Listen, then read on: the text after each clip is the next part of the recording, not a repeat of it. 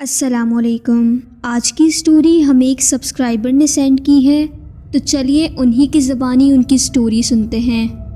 وہ کہتے ہیں کہ السلام علیکم کائنات، میں آپ کی سٹوریز رات میں بہت شوق سے سنتا ہوں۔ آپ بہت اچھا کام کر رہی ہیں، مجھے آپ کی سٹوریز بہت زیادہ پسند ہیں، تو میں نے سوچا میں بھی اپنے بچپن کا ایک ایسا واقعہ آپ کے ساتھ شیئر کرتا ہوں جو کہ آج بھی میرے رونگٹے کھڑے کر دینے کے لیے کافی ہے۔ بچپن کی بات ضرور ہے، لیکن آج بھی مجھے وہ ہو بہو ویسے ہی یاد ہے جیسے کہ وہ واقعہ میرے ساتھ کل پیش آیا ہو۔ تو وہ کہتے ہیں کہ یہ سٹوری تب کی ہے جب میں سعودی عربیہ میں رہتا تھا اور وہاں کے ہی ایک اسکول میں پڑھتا بھی تھا۔ 14 سال پہلے کی بات ہے کہ جب میں 7th اسٹینڈرڈ میں تھا۔ ہمارا اسکول جو کہ ایک ایمبیسی پاکستانی انٹرنیشنل اسکول تھا، اس میں 2 شفٹ ہوتی تھیں، ایک مارننگ اور ایک ایوننگ۔ تو کلاس 2 سے کلاس 7 تک ایوننگ ہوتی تھی، باقی ساری نرسری اور 8 سے 12 تک مارننگ میں ہوتی تھی، because of the large quantity of students. تو ہماری بس ہمیں اسکول لگنے سے 30 منٹ پہلے آ کر اسکول پر ڈراپ کر دیتی تھی۔ تو ایک دن ہوا کچھ یوں کہ ہماری بس نے ہمیں اس دن جلدی آلموسٹ کوئی 45 منٹس پہلے ہی ڈراپ کر دیا تھا۔ اس وقت اسکول پتہ نہیں کسی وجہ سے لاک تھا، شاید ہم پہلے ہی آ گئے تھے یا شاید ایڈمن میں سے کوئی لیٹ ہو گیا تھا۔ تو اب ہم دوپہر کے 2 بجے سخت گرمی میں اسکول کے باہر کھڑے ہوئے تھے، اور گرمی اتنی زیادہ شدت کی تھی، almost 45 to 50 degree as usual. تو ہم کچھ لڑکے جو کہ ہماری بس کے ہی تھے اور میرے دوست بھی تھے، ہم لوگوں نے بھوت بنگلے جانے کا پلان کیا۔ ہم اکثر بس میں سے گھر جاتے ہوئے اس بھوت بنگلے کو ڈسکس کیا کرتے تھے اور جھوٹی اور سچی مکس باتیں ایک دوسرے کو سنایا کرتے تھے۔ تو آج ہم لوگ اسکول لگنے سے تقریباً پونا گھنٹہ پہلے اسکول پہنچ چکے تھے، اور ہم نے ڈیسائیڈ کیا کہ ایک چکر لگا کر آتے ہیں اس بھوت بنگلے کا، جس کی ہم نے اتنی ساری باتیں سنی ہوئی تھی اور باہر سے بھی بہت بار دیکھا ہوا تھا، پر کبھی بھی ہمیں اندر جانے کا چانس نہیں ملا۔ اچھا، تو آپ کو میں اس گھر کا اوور ویو دیتا چلوں۔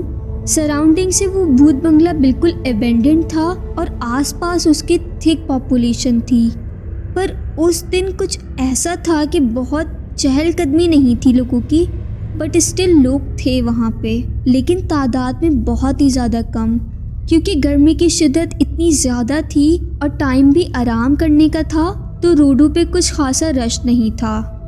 تو ہم لوگوں سے بچتے بچاتے اس بنگلے تک آخر پہنچے اور اندر جانے پر اتفاق ہوا۔ چونکہ ہمارے بیگز ہمارے ساتھ ہی تھے، تو ہم نے انہیں ایک کسی سیف جگہ پر باہر ہی رکھ دیا اور اندر چلے گئے۔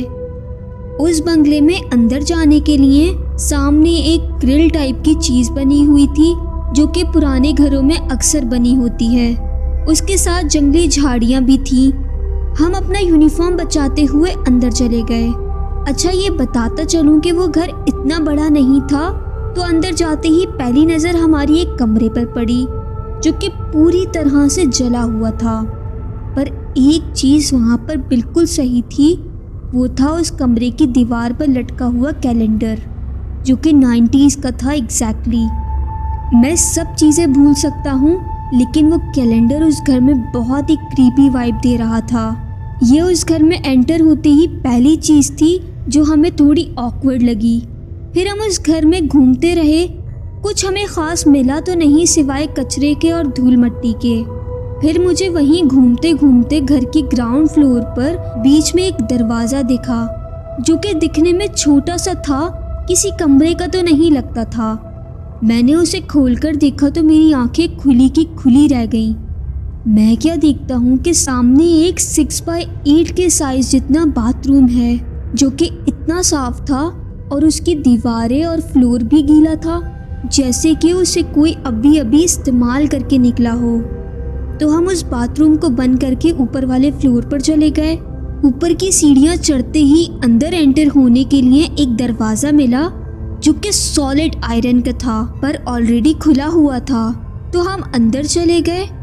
اب ذرا امیجن کریں، ہم آئرن والے گیٹ سے اندر گھسے تو سامنے سیدھی ناک کے سمت میں لمبی سی کوریڈور ہے، جس کی لیفٹ سائڈ اوپن بالکنی ہے और राइट साइड उसी बालकनी के साथ 2 कमरे हैं जिनकी डायरेक्शन ओपन बालकनी की तरफ है। अच्छा, तो पहले तो हम फर्स्ट रूम में गए तो वहाँ पूरे कमरे में बुक्स और पेपर्स कुछ आधे जले हुए थे और कुछ पूरे जले हुए थे, तो हमें उस कमरे में से कुछ इतना खास मिला नहीं। और जैसे ही अब हमने अगले कमरे का दरवाज़ा खोला तो हमारी आंखें दंग रह गईं और शायद हमारे इस बंगले में आने के आइडिया को भी रिग्रेट करने पर मजबूर कर देने वाले मनाजिर को देखते हुए हमारी आवाज़ बिल्कुल हमारे हलक में ही दबकर रह गई। हमने दरवाज़ा खोलते ही क्या देखा कि वो पूरा कमरा मरे हुए कबूतरों से भरा हुआ है और कबूतर भी एक ख़ास तरीके से मरे हुए हैं। सब कबूतरों की गर्दनें गायब हैं, उनका बस बाकी धड़ पड़ा हुआ था और वो भी बिल्कुल अनटच, जैसे उन कबूतरों को किसी ने छुआ ही ना हो, जैसे सिर्फ किसी ने उनका खून चूसने के लिए इस्तेमाल किया हो और बाकी उनका एक एक पर अनटच था। उन सारे कबूतरों में से एक कबूतर का भी सर हमें उस कमरे में दिखाई नहीं दिया, सिर्फ बॉडीज ही बॉडीज थी बिना सर वाली, और वो भी बेशुमार। उस सीन को देखकर हमारी चीखें निकल गई और हम वापस भागने पर मजबूर हो गए। तो भागकर हम उस कॉरिडोर से उस आयरन वाले डोर तक पहुँचे जो कि स्टेयर्स को फ्लोर से मिलाता था, जो पहले तो खुला हुआ था पर अब बंद हो चुका था। और वो आयरन डोर इतना ज़्यादा भारी था कि सवाल ही पैदा नहीं होता था कि वो हवा से या फिर खुद बंद हो गया हो। और हमारी लाख कोशिश करने के बावजूद भी वो खुल के नहीं दे रहा था। हमने बहुत कोशिश की तो आखिर में हमने उस बालकनी से छलांग मारने का सोचा, क्योंकि हम वहाँ डेड एंड पर थे, वहाँ कोई और फ्लोर नहीं था और वापस जाने का एक ही रास्ता था जो कि उस आयरन डोर के थ्रू था, वो भी अब बंद हो चुका था। तो उस बालकनी से नीचे देखने पर घर का एक अलग ही पार्ट दिखाई दे रहा था अब हमें, जो नीचे से देखते हुए हमें बिल्कुल ऐसा नहीं दिखा था। चूँकि हमारे पास कोई और ऑप्शन नहीं था तो हमने छलांग मार दी। अब छलांग मारते ही हमें वो घर अब कहीं से भी छोटा नज़र नहीं आया, जो कि बाहर से, आगे से, पीछे से एक छोटा सा घर लग रहा था शुरू में। अब उस घर के सहन से खजूर के इतने पुराने दरख्त दिख रहे थे जो हमने कभी उस इलाके में देखे ही नहीं थे, और वो इतने ज़्यादा पुराने थे कि उनके पत्ते सूख कर लटके हुए थे। अगर किसी को खजूर के दरख्तों की उम्र का अंदाज़ा नहीं है तो उनको मैं बताता चलूँ कि आज भी मदीने में हज़रत मोहम्मद सल्लल्लाहु अलैहि वसल्लम के हाथों से लगाए हुए खजूर के दरख्त आज भी ज़िंदा हैं और हर साल उन पर खजूर लगती है। तो फिर आप लोग हिसाब लगा सकते हैं कि खजूर के दरख्तों की उम्र कितनी लंबी होती है। वो भी एक दो नहीं, लाइन से कोई 1000 एकड़ की खुशादा ज़मीन देखकर हमें कुछ समझ नहीं आ रहा था कि हम किस भूल भुलैया में फंस गए हैं कि वापसी का कोई भी रास्ता कहीं से भी नज़र नहीं आ रहा। हम सब ने मिलकर आयतल कुर्सी पढ़ना शुरू कर दी और एक दूसरे का हाथ पकड़ के चलते रहे।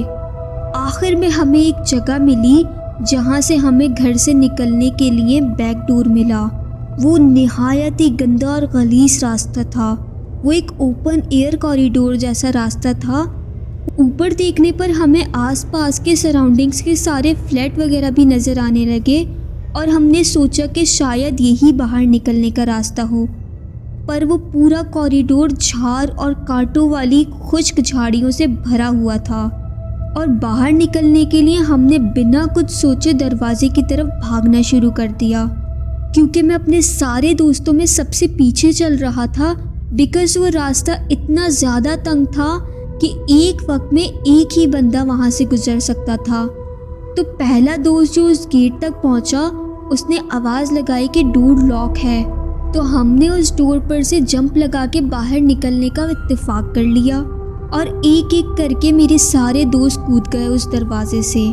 मैं जो कि लास्ट में था और थोड़ा हेल्दी भी था, तो मुझे चढ़ने में बहुत मुश्किल होने लगी और बाहर से मुझे मुसलसल मेरे दोस्तों की आवाज़ें आ रही थी कि अनस जल्दी आओ, बाहर कूदो। पर एक्चुअली आई वॉज स्ट्रगलिंग, मुझसे कूदा ही नहीं जा रहा था।